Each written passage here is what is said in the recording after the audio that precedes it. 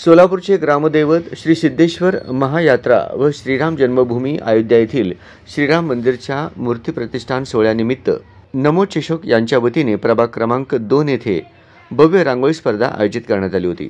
यामध्ये शेळगीतील मित्रनगर दैठणे या भागातील 60 कॉलनी 40 वस्तीमधील 1000 ते 1200 नागरिकांनी भाग घेतला होता। आमदार विजयकुमार देशमुख, भारतीय जनता पार्टी युवा मोर्चा शहराध्यक्ष किरण देशमुख यांच्या नेतृत्वाखाली या रांगोळी स्पर्धेचे आयोजन करण्यात आले होते। यावेळी भारतीय जनता पार्टीचे सरचिटणीस प्राध्यापक नारायण बनसोडे, बाजार समितीचे संचालक बसवराज इटकळे, सोमनाथ रगबल्ले, वीरेश उंबरजे आदी जण उपस्थित होते। यावेळी रांगोळी स्पर्धेच्या निरीक्षकांनी अधिक माहिती दिली। सोलापूर ग्रामदैवत सिद्धेश्वर महायात्रा व श्रीराम जन्मभूमी अयोध्या येथील श्रीराम मंदिरच्या मूर्ती प्राण प्रतिष्ठा सोहळ्यानिमित्त नमो चषक भव्य रांगोळी स्पर्धा आयोजित केला होता।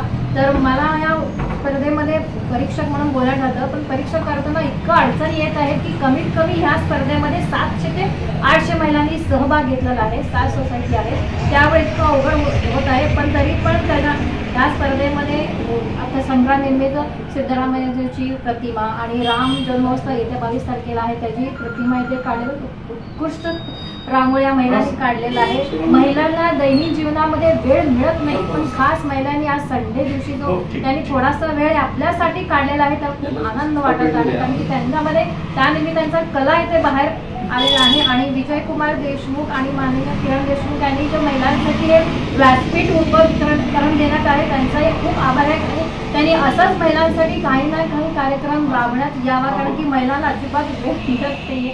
तरी पण त्यांना थोडासा का होईना महिलांनी आज इथं त्यांनी वेळ दिलेला आहे या स्पर्धेमध्ये भाग घेऊन। असंच महिलांनी पुढे येऊन त्यांचा कला इथं सादर करावं आणि चांगलं हे करावं। नमो चषक निमित्त रांगोळी स्पर्धा आयोजित करण्यात आलं होतं। या स्पर्धेमध्ये शेळगी, दैठणा, मित्रनगर भागातील विविध सोसायटी व नगरामध्ये या ठिकाणी महिलांनी उत्स्फूर्त प्रतिसाद देऊन घरासमोर विविध प्रकारचे या ठिकाणी स्पर्धेत भाग नोंदवला आहे। या ठिकाणी काही ठिकाणी प्रभू रामचंद्रांचं रांगोळीच्या माध्यमातून फोटो या ठिकाणी काढण्यात आलं होतं। तसंच विविध मंदिरं, राम मंदिरचे प्रतिकृत असं रांगोळीतून या ठिकाणी महिलांनी उत्स्फूर्त प्रतिसाद दिलेला आहे।